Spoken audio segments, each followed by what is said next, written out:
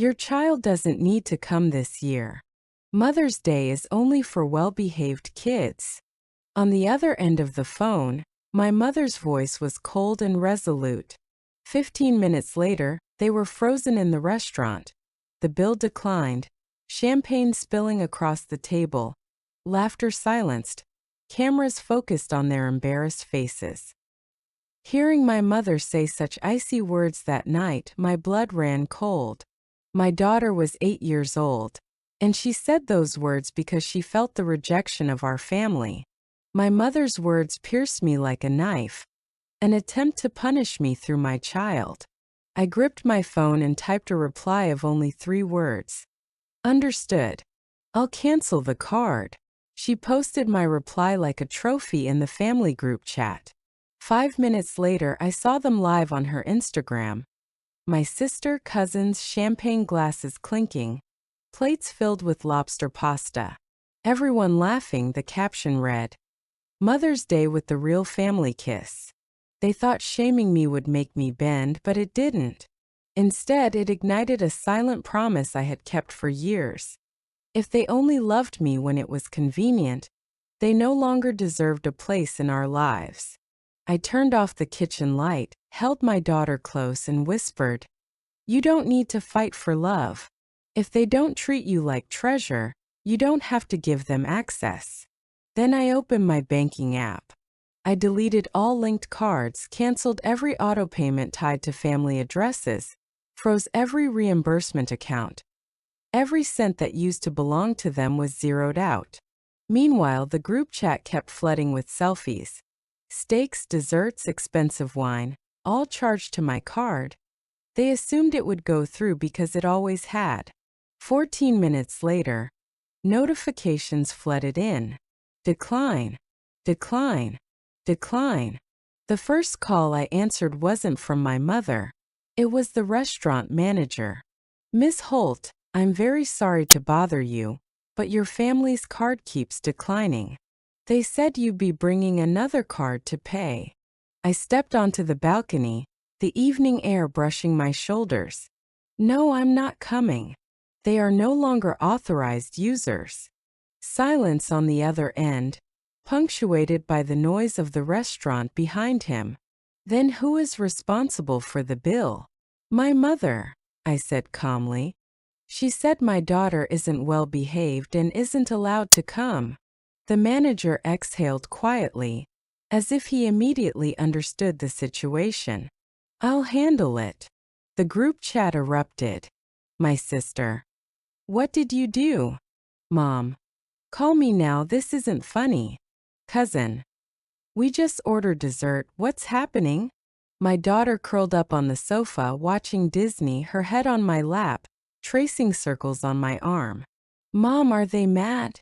she whispered. "They're mad because they didn't expect consequences." "Are we in trouble?" I kissed her forehead. "No, we're protected." 15 minutes later, I walked into the restaurant lobby. Not rushing but deliberate. Mom saw me and immediately stood, mascara streaked, holding napkins. My sister crossed her arms like I was the aggressor. The waiter exhaled in relief as if I were the answer to all his problems. "Ariana, unlock the card now." Mom grabbed my wrist, voice shaking. "No, we're not unlocking it. You're humiliating us," she spat. "No," I said. "You humiliated yourselves first when you told my daughter she wasn't worthy." The room fell silent. Mom's chin trembled. My sister drew in a sharp breath, ready to argue, but one look in my eyes made her step back. I instructed the manager to run the card. Only for the basic meal. No extra desserts or champagne. He nodded. I turned to Mom. "You can't demand privileges after discarding people." She froze, stunned. I walked toward the elevator, doors opening. I entered slowly, never breaking eye contact. She whispered, "What are you going to do?" I didn't answer. The facts had already spoken. On the drive home, calls flooded in, dad, brother, relatives, screenshots, voice messages, all demanding to know my state of mind. 2 years ago, this would have shaken me. Now I just poured coffee, watched my daughter eat breakfast, humming along. The storm wasn't inside our home. It was in the world of adults who thought they controlled me. 10 a.m. The bank manager called. Your mother and brother are here, demanding access. I sip coffee slowly. Tell them to contact legal, not me. 11 a.m. My brother sent a photo. 3 of them standing in the bank lobby, VIP badges no longer scanning. 2 years ago, this would have broken me. Now justice was delivered. In the afternoon, I got a call from Family Affairs Counseling. Mom had scheduled a mediation and assumed I would attend. I laughed. They're not trying to make peace. They're trying to regain control. 3:17 p.m. Aunt Lisa called. 8 years since our last conversation. She immediately asked, "Why are you doing this to your family?" I calmly replied, "Did they tell you they said my daughter isn't well behaved? Did they tell you they laughed while she cried? Did they tell you they gorged on my bill? I'm not punishing them. I'm protecting us." Silence. I ended the call politely and blocked her number. That evening, Mom tried one last tactic, a video call, holding my daughter's old blanket. Families fight, but money shouldn't be involved. You can reverse all of this. Reverse. I said slowly. There's nothing to reverse. This is the first time I haven't bent. Her mouth opened, stunned. That night, my lawyer and I finalized all legal steps via video. All joint accounts, authorizations, and informal permissions were terminated. Do you want to send the final notice? My lawyer asked. I clicked send. In less than a second, 30 years of emotional debt were settled.